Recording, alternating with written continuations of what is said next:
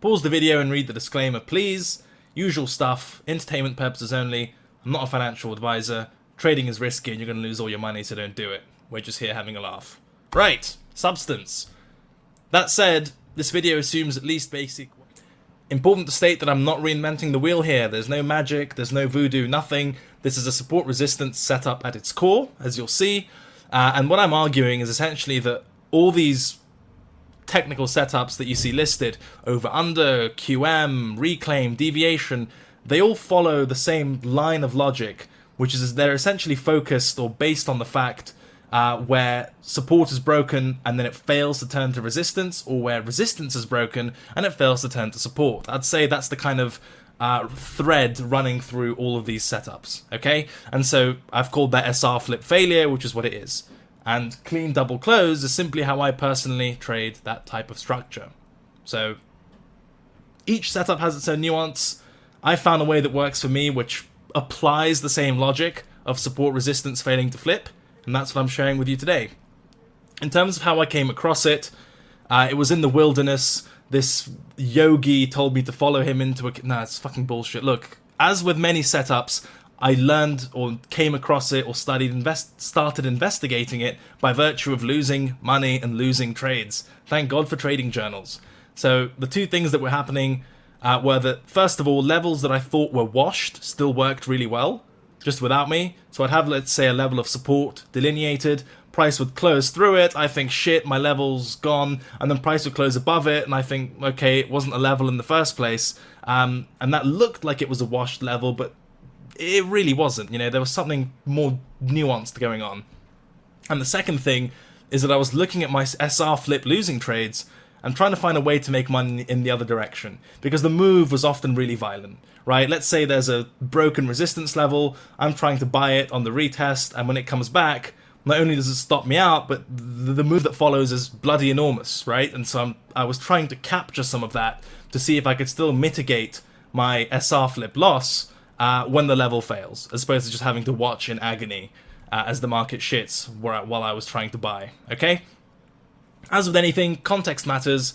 No price pattern or any pattern will provide anything near a perfect strike rate. So, usual stuff, backtest, forward test, journal, refine, be a mensch, study, expand your intellect, all of that fun stuff. So the structure itself, please don't be intimidated by the text. We have got pretty diagrams as well, but text comes first, which is essentially, obviously there's a buy and sell version of the clean double close. Nonsensical name, but here we are. So for the bullish version, and it's simply inverted for the bearish version, of course, first of all, a support level forms, okay?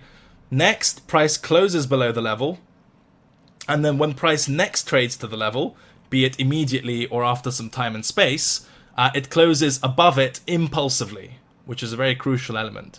And also, there must be no touches or retests in between, something which sounds conceptually vague, but in the charts themselves will be quite evident. Okay? Bearish clean double close, same thing. Resistance, price closes above resistance and then closes below it with no kind of retests in between, right? And then same ingredient, that there must be no touches or retests in between. Now, immediate versus rounded, I've said there at the bottom, it'll make a lot of sense from the diagram, but simply, once the level is broken, price can either close back above or back below it immediately, meaning in the next candle, or it might take some time before it comes back to the level, right? Which will be obvious from the chart examples. Here are the diagrams. We all love diagrams. These are better than my usual diagrams, because they're somewhat, as we said, for the bearish scenario, bear in mind this is the immediate version, you have a resistance level in the form of an old high, right? Price exceeds it and closes above it. We anticipate resistance to be broken, and then the very next candle closes below it. So smash above, no retesty bullshit in between, smash below. Then we anticipate lower prices, right? That should make sense.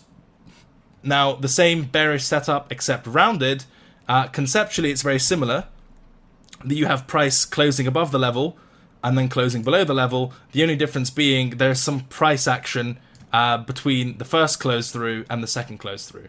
Okay, so there's just time and space. So in this case, break, there's no time and space. In the rounded examples, there is time and space. Okay, those are the only two differences. But in essence, the close above and close below with no retests, that's consistent throughout the setup. Okay? Bullish, this but basically inverted. You have a level of support. Okay? Level gets smashed, price closes below it, and then the very next candle closes back above it. No retesty wick, price wicks and stays below, none of that. Smash it one way, smash it the other way, we anticipate higher prices. Similar logic, again, this is rounded, so you still have the smash below, smash above, just in the interim, there's time and space between break number 1 and break number 2. And again, crucially, in this time and space period, the level itself still doesn't get retested. Okay? That should be fairly straightforward. Again, I recommend printing out or getting a screenshot and bringing it up on another monitor. These two diagrams, the chart examples will make a lot more sense. So here's an example of a bearish setup that's rounded. Okay, so we've delineated resistance from this high. So you've got resistance, resistance. Let's see what happens at the level. It gets broken, smashed completely on this bar, okay, and then doesn't get retested in the middle, and the next time price comes back to it, which is in this area, smashed completely the other way, okay? And in this example, it actually trades back to the level really nicely, and then you get your continuation downwards, right? So again, rounded, because between the level being broken here and the level being broken again, it wasn't in the next candle, but you had all this price action in between. An example of an immediate bearish retest can be found on ETHUSD. We had a level here, okay? Old lows break, providing some resistance now. No closes through the level yet, so at this point the level is still kind of being established. Bang, there's our first thing to look for. Close above, and the very next day, closes below. That's our immediate bearish retest. You can see it comes back to the level in this case, and sells off below the old low into support here. Okay, hopefully the difference between rounded bearish, which is basically all of this stuff, and immediate bearish, which is candle breaks the level and candle breaks back below the level, is quite clear. Okay, we'll do a couple more examples and then save a few for the structure theory part. Okay, Swissy, 4 hour, it's a daily chart actually. I'm going to save your eyesight and zoom in a little bit. Okay, I think this has got both bullish and bearish examples. So off of this low, and also just generally from a, oh, how do you draw your levels, etc. Recently, unless it's a really clear multi-touch level that's been broken, I simply use the lowest close before a rally as support and the highest close before a drop as resistance, and that will be consistent throughout all these examples. So in this case, the lowest close before the rally is here. We've delineated it, okay, and you can see first candle blasts through the level. Next candle, again, on the next day, it closes back above it. No retesty bullshit stuff in between. Smashed one way, smashed the other. Comes back and tests the level before rallying into trouble area, which is, I'd say, these old lows here. Okay? And I think there's an upside example here as well, if memory serves correctly, which it seldom does. But I think I'm right in this case. I'm going to pick the highest close of this range, which is up here. Okay? You can see a nice little swing high formed right before this thrust up. Let's see what price did at the level. Perfect example. Closed above, and the very next trading day, very bearish close below, right? Immediately rejected, and then sells off into the lows. Wonderful stuff. Let's do one more. I think this is at the lows on Swissy again. Big dump. Where does it find its first legs? First little rally off of this lowest close before some relief. What does price do? Closes below the level.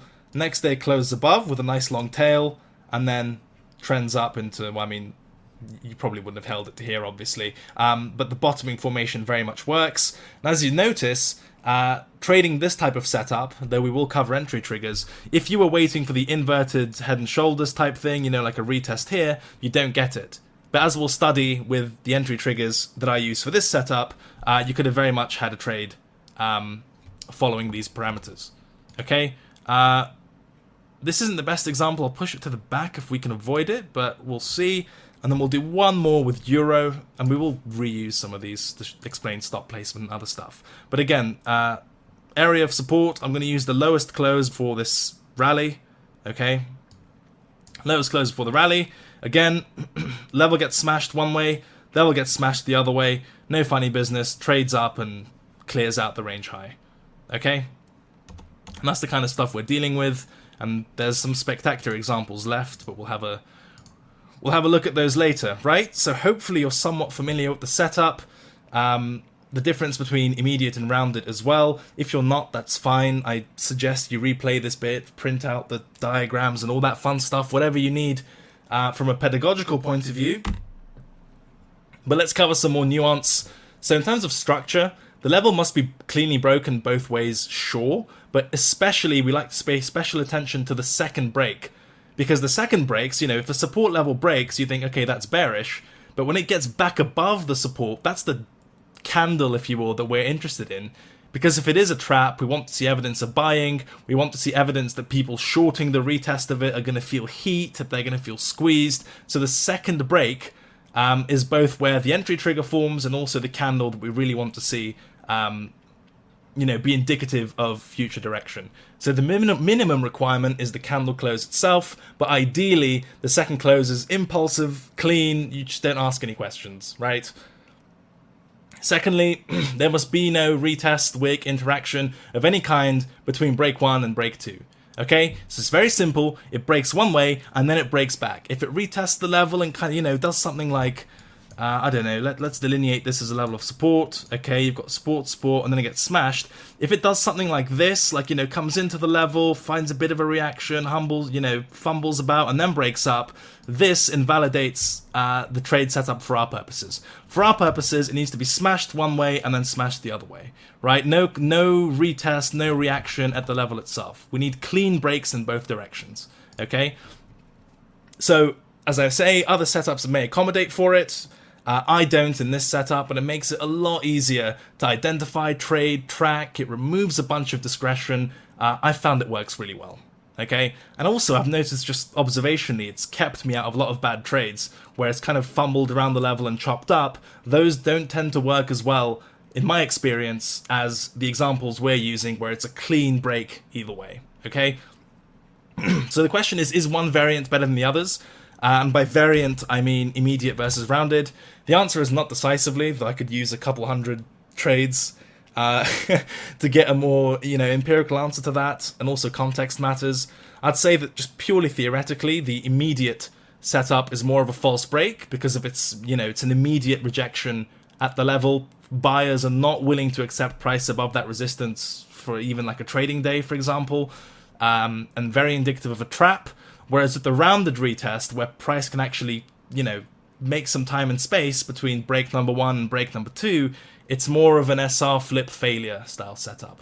But both essentially have the same trigger of clean break one way, clean break another way. It's just a difference of, is there time and space between those two breaks? For immediate, no there isn't. For rounded, by definition there is. Time frames, very important. As with most technical stuff, higher time frames are superior, especially on daily charts, okay? And the daily chart will also show you those trapped by the intraday price action. That makes sense. And in general, higher time frames, as you know from the order flow video, more market participants see it and get involved at the level. If it's a really obvious high time frame one, like the daily, for example, more positions are trapped should the level fail. And with more people trapped, when the move unwinds, so to speak, there's more violence and you get bigger moves as more people have to puke and are forced to make a decision, right? So it still works on intraday timeframes, as you'll see in some of the examples, and I'm sure some of the examples that you'll find yourselves, but recommended, or at least what makes sense and what's worked best for me personally, daily and 4 hour, especially the daily. And then if it's a really clear level, I don't see anything wrong with hourly and even 15-minute charts. The only thing you have to bear in mind is that if you're dealing with intraday timeframes, the likelihood that closes above, below, whatever, the likelihood that those things are noise is a lot higher, right? And it's, I'd say, reduced on the daily time frame in comparison. Okay, so stop placement.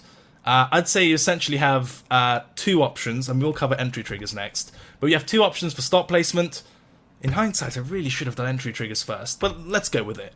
Option 1 is a thrust candle stop, classic Tom Danteism, right? So it's the candle that caused, or that led to the second break, that we're going to use for our invalidation. So obviously if it's bullish, its stop goes below the candle that broke the level the second time, and if it's bearish, above the candle that broke the level the second time. Theoretically, it's reasonably aggressive as a stop, and it can sometimes be too tight if the candle that broke the level isn't particularly big, because then you're not leaving much of a gap at all between the level itself and your stop, which obviously isn't great. You don't want your stop loss to be at a level, right? And if that's the case, that there isn't really much space for a thrust candle stop, that doesn't mean you abandon the idea completely. You can just move a couple of candles back and give it some more space. And as I mentioned, it worked, well, as I mentioned here, it works best with a big and ideally engulfing type of candle. Okay? And option 2, the furthermost deviation, it's quite simply, if bullish, it's the lowest low made before the level was broken again, and if it's bearish, the highest high made before the level was broken again. Right? That's more conservative, but won't always give actionable risk reward. So with rounded retests, for example, that run away a lot, right? If you have, I'm sure there are some examples that cater to this, but just purely to get the point across. You have a level here, resistance broken, it goes all the way up here, and then it shits, okay? If you use the furthermost deviation, let's say for your stop, that's going to be, for example, with a really rounded retest all the way up there, whereas you're doing business closer to the level. So the risk reward might not add up. What I will say is whichever you employ, 2 things. One is make sure your stop doesn't land at a support resistance level.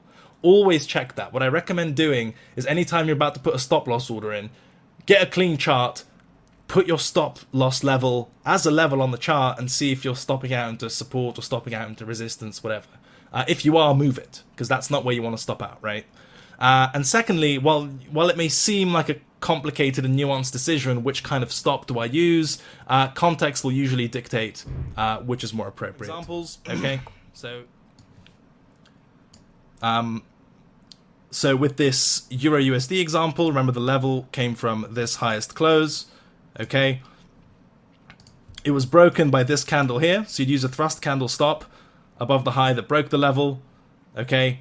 And obviously in this case, you're absolutely fine. That's what I mean by thrust candle stop. You look at the level, and once it's broken the second time, which is here, you ask yourself, where's the high of the candle that broke that level? And that's here. Now in this case, you might want to have moved up a tiny bit, given you're still in like an area. But in this case, given this level itself has already been broken and retested, and this is the reaction as a result of breaking this level, in my opinion, it's fine for a thrust candle stop. Okay? Same in this case. It's a bit of bit of both really. We have the level drawn here. In this case, what candle? So this candle broke the level, and then this is the candle that broke. That took price back into it. Your thrust candle stop is here, but that also happens to be the furthermost deviation, right? That's what I mean by context. It just kind of makes sense, and you're obviously fine in this case as well. Very, you're not taking any heat there. Similarly for Swissy, off the lows here, thrust candle stop makes a lot of sense. Really bullish looking candle as well. Using its low worked out just fine. And similarly for the setup at the highs, you can see that once the bar that broke the level the first time, and then the bar that broke down below, you probably would have been spiked out if you use that specific high. But honestly, in my experience, if you get like a really tight setup like this, where the candles are clustered together, there's no point trying to get a tiny bit of a tighter stop by not using the highest high, right? That's what I mean by context. So this is the perfect example of like a context-based decision. If these highs are so close together, why would you put your stop at previous day's high, which is usually a great place for the market to spike in reverse? Why not just get it out the way and use the day before that, right? That's what I mean by context. In this case, with this low, thrust candle stop is fine. I think there's a cable example that is slightly nicer for furthermost deviation, right? So big level, previous highs here on cable. Let's delineate it with the highest close. Why not? Okay. And yeah, in this case, you can see level gets completely smashed one way. Still technically valid under this setup because it closed right below. No retests in the middle. And stop-wise, again, you'd be fine with a thrust candle stop, but also the furthermost deviation would be up here, and that would serve you fine Also, Euro example, I think this is the decent furthermost deviation example. This isn't the best example in itself, because if you delineate it using the highest close, it meets the rules because these wicks miss. But if you just draw it as a level, even off of the high, you can see that it's not valid necessarily. Let's assume it is for our purposes. Okay, we've delineated the level thusly. And in this case, you can see the level, so it gets smashed here, right? Still valid, closed above. It's the second close that we need to be really impulsive. So this is fine. This is definitely fine. And then if you use the thrust candle stop here, you'd be getting stopped out. Which is why I wrote in that slide, always just draw your stop on the chart to see if you're stopping out into an area of support resistance. So let's do that. This is our thrust candle stop, and you're obviously stopping out into SR. So at this point, you'd probably move up either a couple candles back, or just to a conceptual stop here or here if you're really conservative, and then in that case you're fine. And looks like we filled in most of this move anyway, right? I hope you see what I mean by context dependent. It's not kind of, I mean, we're discretionary traders. At least it's very likely if you're watching my videos that you're a discretionary trader. So you kind of, these are the tools. You get two different stop placements. I'm sure you could use an ATR based stop and all that kind of jazz. This is what works for me, and it's essentially context that decides which one I use, right?